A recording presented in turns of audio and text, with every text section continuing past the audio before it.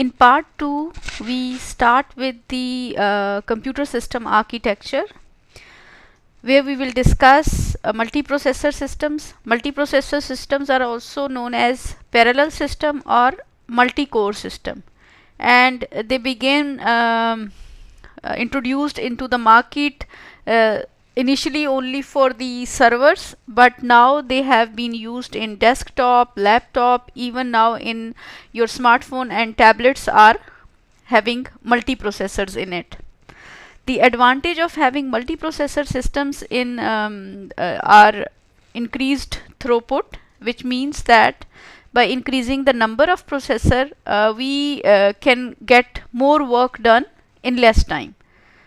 If we have n number of processor, then the speed up ratio with n processor is not n normally. Why? The reason for it is that multiple processors work together on a task, and a certain amount of overhead will be over there in case when all the parts which are working correctly, but they need some additional work to do, or there may be one process may have to wait for another process to complete the task before it continue to do its work. So although it increase throughput, but the ratio is not n to n, it is always less than n.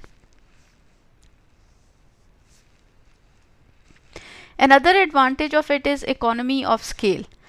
Of scale mean that multiple processor systems can cost less as compared to the equivalent multiple single processor system. Like if you are buying three computer with three different processor, and then you are buying only one computer, inside it there are three processors, then the cost will be less when you are going to buy a multi-processor system instead of an equivalent multiple single processor system. Why? Because they share their peripheral devices, like there will be only one mouse, one keyboard, they will be sharing their memory, their power supplies. Okay, so that's why it is cheaper. Economy of scale mean it is cheaper, more economical to have multiple processor systems.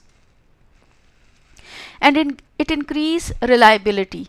Increase reliability in the sense that if one of the processors stop working, the other processor can take the work of that processor, and your system will not be shut down. Its performance will be degraded, but still it will be working. So it add fault tolerance or backup into your system. We have two types of multiprocessor system. One is asymmetric multiprocessing, and other one is symmetric multiprocessing. In asymmetric multiprocessing, each processor is assigned a special task.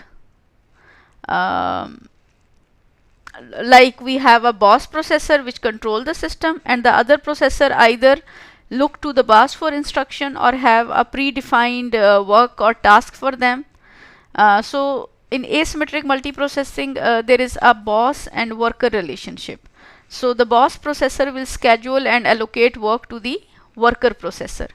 While on the other hand, in symmetric multiprocessing systems, each processor perform all tasks. There is no one who is a boss and the worker relationship, but all processors are same level and they can perform all the tasks. So here this diagram show you the architecture of the multiprocessor systems. Like we have here three CPUs which are sharing the common bus and common memory, but each CPU or each processor have its own internal register and its own internal cache, but memory is shared among them and system bus is also shared among them. Okay, now there is another recent trend that we are seeing is from multiprocessor to multi-core system. Now in multi-core system, multiple computing cores are installed on a single chip. Like here we have a single chip and we have multiple cores installed on it. The advantage of having multi-core system is that your CPUs, communication is faster among them because communication is within the chip. Here if you go back, compare it with this, CPU 0 is on a separate chip, CPU 1 is on another chip, CPU 2 is on another chip. But in multi-core system, all CPUs are on single chip, so they can be more efficient than multiple chips, because with single core, on chip communication is faster as compared to between chip communication. And another advantage is that one chip that is having multiple cores on it also uses very less power as compared to multiple single core chips. Here it also use less power, and communication among processor is faster on chip. Okay, one of the very most important property of operating system is that they can perform multi-programming. Why it is required for multi-programming? Because a single program cannot keep your CPU or IO devices busy at all time. So single user frequently have multiple programs running on a single system. So when a user is running more than one program on a system, that is called multi-programming, and this multi-programming is allowed by operating system. The advantage of multi-programming is it increase CPU utilization, because CPU always have some work to do, always have some job to do. And the idea is like operating system, how perform multi-programming. Operating system save many jobs in memory at the same time, and main memory, because it is too small to accommodate all the jobs, so maybe not all the programs or all the jobs are in the main memory. If jobs are more than the capacity in the main memory, then the jobs are kept initially on the disk in job pool, and this pool consists of all the processes which are waiting for allocating into the main memory or going into the main memory. So this set of jobs in main memory can be a subset of jobs that are kept in the job pool. So now what operating system do? Operating system bring some processes from job pool to main memory, and then from main memory also it has to select a process for execution. So operating system pick and begin to execute one of the job that is already in the memory. Eventually the job may have to wait for some task such as IO operation to complete. So when it has such job, what it will do is it will leave the CPU, and then CPU will choose another job to execute. So this is called multi-programming. So in multi-programming system, the operating system just simply switch to and execute another job. When that job needs to wait, the CPU switch to another job, and so on. Okay, then we have a time sharing. Now what is a time sharing? Time sharing is also called multitasking. It is a logical extension of multi-programming. Okay, multitasking or time sharing is a logical extension of multi-programming, and in a time sharing system the CPU execute multiple jobs by switching among them, but the switching occurs so frequently that the user can interact with each program while it is running. So time sharing requires an interactive computer system. Interactive mean you can interact with your process. You can give input or see output from your process while it is running. It mean interactive. You can directly communicate between the user and system. Communicate mean you can provide input or system can provide you output. So the response time for this multitasking or time sharing system should be very short, typically less than 1 second. If we have a time shared operating system, it not only allow many users to share the computer simultaneously, but it also give each command in a time shared system to execute timely and simultaneously. So what happened is that a CPU time is divided among multiple programs. If like in a system 5 programs are running at the same time, then CPU time is divided among these 5 processes, like process 1 2 second, process 2 2 second, process 3 2 second, process 4 2 second. Each process is allocating a specific time, and when that time expire, a process whether finish its execution or not, it has to leave a CPU, and CPU will pick a new process for execution. So how it is different from multi-programming?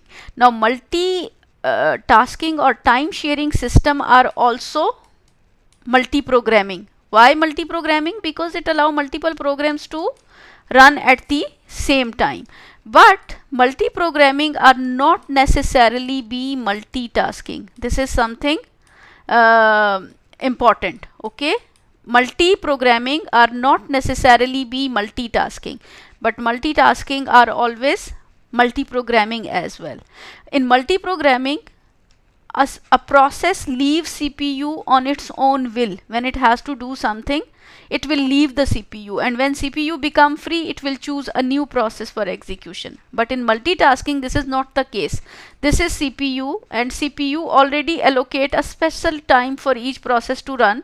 Let's suppose each process time is 2 seconds. So once P1 is running, 2 seconds expire, P1 will be kicked out of the CPU. Okay, forcefully will be removed from CPU, whether it's finished its execution or not, and pick a new process P2. Okay, 2 seconds is given for P2. If P2 finish its execution, fine. If it does not, okay, it will be kicked out from CPU, and a new process P3 will be chosen for execution. Now where P1 and P2 will go? P1 and P2 will go into the queue and wait for their turn to come back again inside the CPU for execution. Okay, so when we are having time sharing system, it require CPU scheduling and multi-programming. CPU scheduling and multi-programming. Okay, process. What is a process? Process is a program in execution is called a process. CPU scheduling mean when multiple processes are ready to execute, then how to allocate CPU to these processes in turn. And swapping, another concept. If a process does not fit completely in memory, then swapping will do what? A part of CPU process is in the memory and part of it is on the disk, and swapping move them in and out to run, like move from main memory to disk and disk to main memory. And for this purpose, for swapping, virtual memory really help us to perform this swapping, because it allow execution of the processes which are not completely in memory. We know that in order for process to execute, we need to load it into RAM or main memory. But if our process cannot fit into RAM or main memory, then part of it will be on the disk and part of it will be on in the memory. But we can use the virtual memory concept, or operating system provide you virtual memory which allow execution of the processes which are not completely loaded into main memory. Okay, this diagram just giving you a simple layout of memory. Like if this is a memory, the part of memory is reserved for operating system. Okay, where operating system also need to load into main memory for execution, and then your user jobs also loaded into main memory for execution, like job 1, job 2, job 3. Okay, here what is the size of main memory? 512 megabyte, although nowadays we have around 16 GB RAM or main memory available to us. As we know already that our operating systems are interrupt driven, and interrupts are the signal that are generated either by a hardware or software.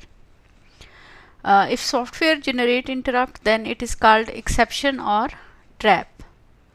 What kind of interrupts are generated by software? Like if any error occur when you are executing your program, like let's suppose division by 0, then this operation is not possible. Software will generate an error, as a result of which an exception will be generated and that program will be terminated. Other examples where trap or exception can occur is when software request for operating system services, then software will generate a exception or trap to request for service from operating system. And if there are some other process problem, like if there is any infinite loops occurring in your system, or some process is modifying another process in the or some process is modifying the operating system, these operations are not allowed. So software generate exceptions or trap.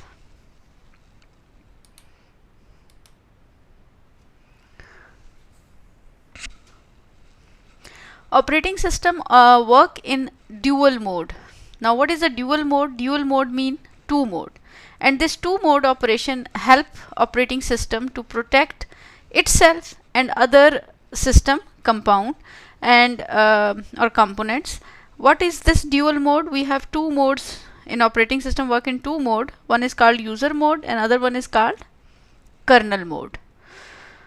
Okay, there is a special mode bit which is provided through a hardware, and through this mode bit we can distinguish between whether currently a system is running in a user mode or kernel mode. Okay, if this bit is 1, it means that currently we are running in a user mode, and if it is 0, it means system is running in a kernel mode. This transition from user to kernel mode is necessary in order to execute the privileged instructions. There are some instructions which are called privileged instructions, and these instructions should only be allowed to execute in kernel mode. So system need to change its mode to kernel mode, and once this instruction finish its execution, then system will return back to the user mode. We have another mode which is called virtual machine manager mode, which is responsible for virtualization management of software that are in the control of the system. So in this mode, the virtual machine manager has more power or more privileges than user processes. Like not a normal process, but VMM has more privileges but less than kernel. Okay, VMM has more privilege than normal user processes but not same as kernel. So this VM mode is used for guest virtual machines.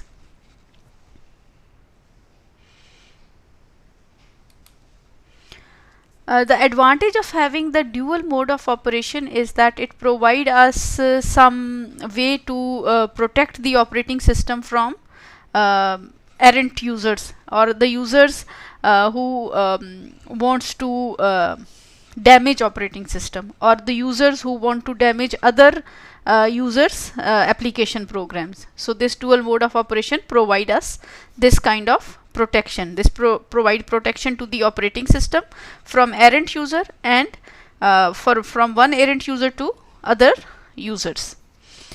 Okay, how this mode transition task is accomplished, or how we provide this protection. For providing this protection, there are some instructions which are called privileged instructions, and these privileged instructions, if it is called by normal user program, then it can harm your system. But if it is so, these privileged instructions are not allowed to execute in user mode. In order to run privileged instruction, the mode of system must have to be changed to kernel mode. So hardware allow privileged instruction only executed in kernel mode. If somebody wants to execute in user mode, then it is operating system will treat it as illegal and generate a trap or exception, which is a software generated interrupt. Here in this figure it shows, like, you know, this user process is executing, and during execution it calls some system call, and this system call is some privileged instruction. It need to execute some privileged instruction. So we need to change the mode of this process from user to kernel mode. So in order to do so, it generate a trap. that is software generated interrupt, which will change the mode bit to 0 when mode bit is 0, because in user mode bit is 1. So it will transit itself or change itself from user mode to kernel mode. Now it is in kernel mode, and in kernel mode this system call can be executed, finish its execution. Once it finish its execution, it will return mode bit back to 1. When it return or change mode bit back to 1, it means now our kernel mode is transit back to the user mode. And the purpose of this dual mode of operation is what? Provide protection to the operating system from errant user and provide protection from errant user to other normal users or processes. One of very important service that is provided by operating system is called process management. Operating system is responsible for the management of a process. What is a process? Process is a program in execution. Like if you have a normal program, there are so many application program are installed on your system, but once you do not click on that program, when you click on that program, it mean it start its execution. When it start its execution, it mean it has to load its code into RAM or main memory, and now this program will become a process. So program is a passive entity and process is an active entity. Okay, so program in execution is called a process. Okay, program is passive entity and process is an active entity. When program execute mean load into memory. Here it is memory, let's suppose. So when this program loaded into memory, then it become what? It become a process. And process, when going to execute itself, it needs some resources for execution to complete the task. Okay, what kind of resources? CPU, memory, IO and files, and some initialization data it use.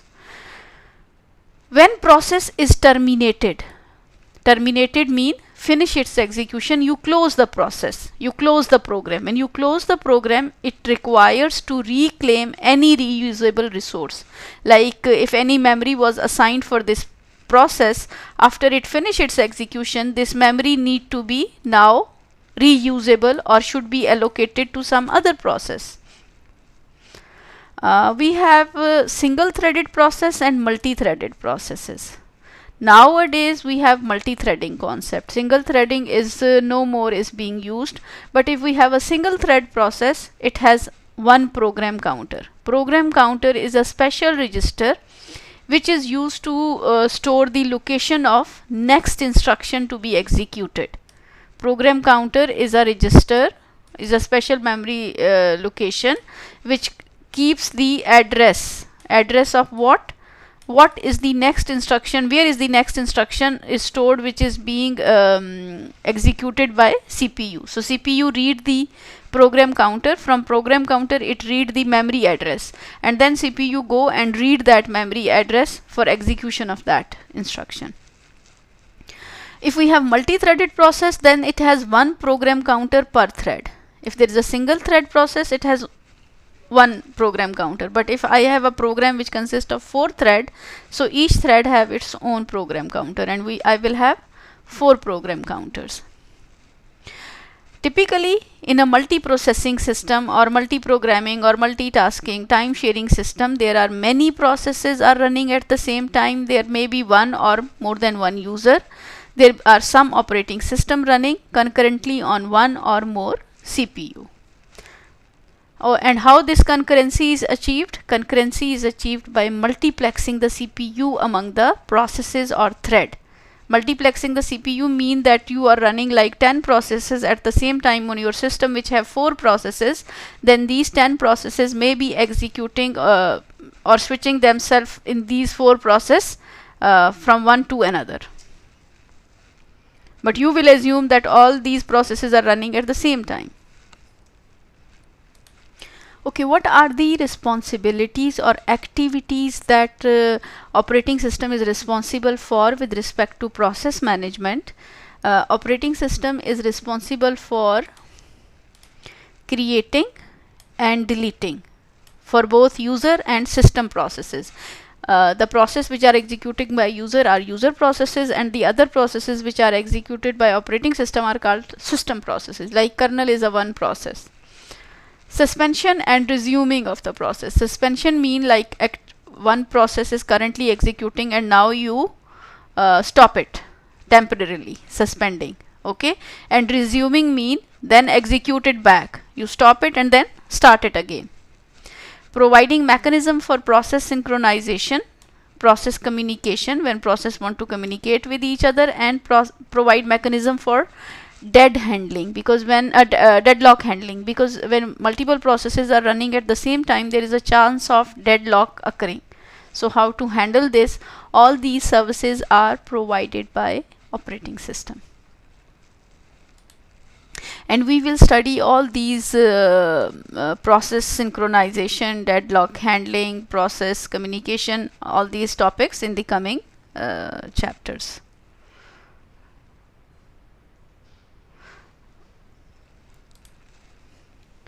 As I told you, in order to execute a program, we need to load that program into memory. So if enough space is present in the memory, then all program need to be loaded into the memory. If enough space is not present in the memory, then part of the data that is right now is needed by the program must need to be loaded into the memory. So who is responsible for bringing processes into memory and taking them back to the hard disk and keeping a part of it on memory and part of it on hard disk and swapping them and all that? Operating system. Okay, memory management is provided by operating system, and it is duty of the operating system to find out that which memory is in use and which processes are using them. Okay, and why this memory management is important? Because it is required for optimizing CPU utilization, so that our CPU should be utilized in a best efficient manner and computer response to the user in a short time. Okay, what are the activities with respect to memory management which is responsible by or which are provided by operating system? Okay, it is responsible for keeping a track of which part of memories are currently being used and by whom. By whom mean by which processes, and deciding which processes and data to bring into the memory and which process and data have to move out of the memory, and allocating and deallocating memory spaces as required to the processes. Okay, another service that is provided by operating system is the storage management. Okay, operating system provide uniform logical view of information storage. It will not give you it will, when you open your computer, you can see, like, you know, your files are arranged into disk drives C, D, E, F. When you open D, you will have your folders organized. Inside folder you have subfolder, you have files, but you won't be able to see like actually where it is stored, whether it is stored on hard disk or solid state disk or USB. You know, you have a very nice and clean view of your files and data on the system. And who is going to provide you this? Operating system. Okay, actually there is no physical view. Physical view is hidden from the user. Users are given a logical view. So your operating system is responsible for this storage management. It is responsible for file system management. As I told you, like, your file systems are organized into folders. Folders are called directories. Okay, folders are called directories, and then we can add access control on those files or directories by allowing permission, like which user is allowed to access it, read it, write it, or execute it, and which is not, you know. Okay, what is the operating system activities with respect to file management? Operating system is responsible for creating and deleting files and directories. It is responsible for giving permission to change the files and directories, mapping those files onto a secondary storage devices, and backing up those files on stable storage medium, like if power failure occur or something occur, how to keep it like a stable version. As we have already seen in the previous slide, that main memory is too small to save our all the data in computer, so we keep our data on the secondary storage devices. Okay, so most of the modern computer system use disk as one of the principal online storage medium for both programs and data. You know, it can be a solid state disk or hard disk, and most of the program like your compiler, your word processor, your other editors, they are stored on the disk until you click on that particular program like MS Word. When you click on your document, then that document will be loaded into memory. So, and then they use a disk as both the source and destination of their processing. So it is very important for us to for the operating system to provide proper management of disk storage. So what are the operating system activities with respect to these disk storage is free space management, storage allocation, disk scheduling, and also okay, sorry, there are some storage which need to be more speedy or fast, like, you know, optical storage or magnetic tape, because these are very slow. So but it has to be managed by operating system or application. It varies between, like, we have different type of these storage, like write ones, read many things, warm, and RW, which is read write.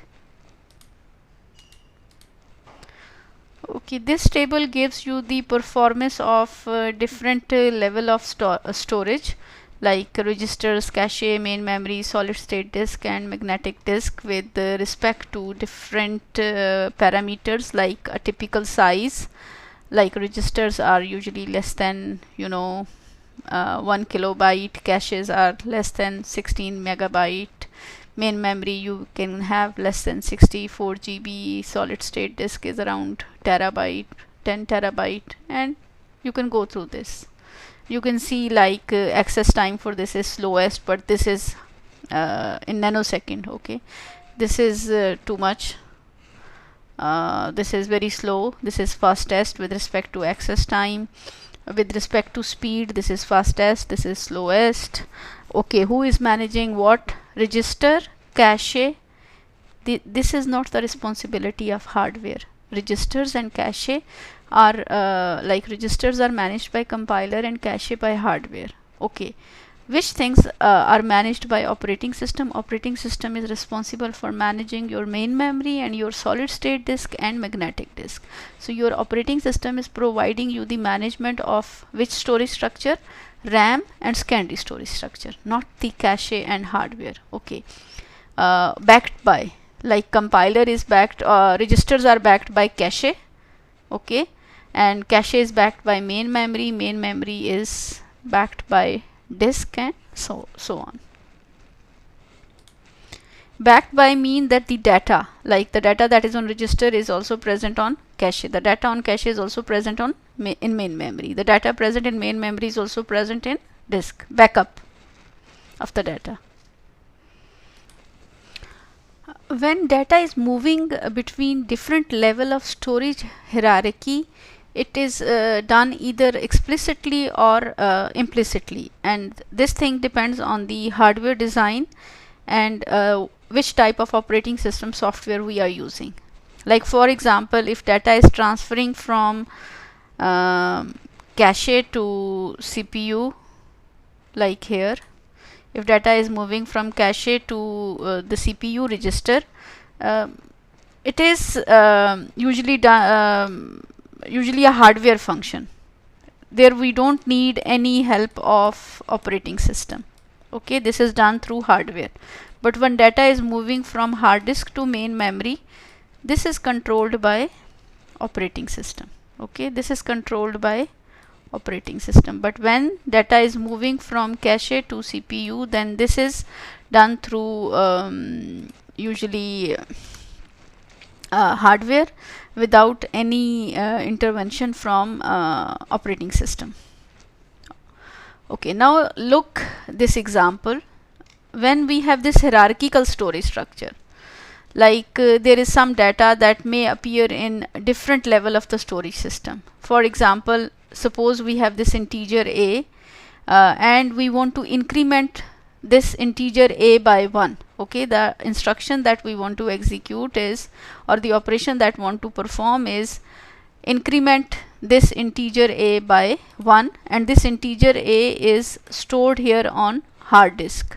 Integer a, let's suppose right now its value is 10 and it is stored in the file b. This is file b, or okay, file f. It is stored in file f in hard disk. Now what happened? To the increment operation processed by first issuing an IO operation, and when this IO operation is issued, then we have to copy the disk block on which A is present here on the hard disk to main memory. We have to move this to main memory in order to increment it by 1. So A is equals to 10, now move to main memory. Then from main memory we have to copy this, the value of A, to cache. Okay, and then from cache to hardware register, and when it eventually reaches to hardware register, here hardware registers perform the corresponding operation whatever we require from it, and it changed this value 10 to 11. The value of A changed from 10 to 11. Now you will see a copy that is inside the hardware register of A have value 11, but on cache it is still 10. In main memory it is still 10. On hard disk it is still 10.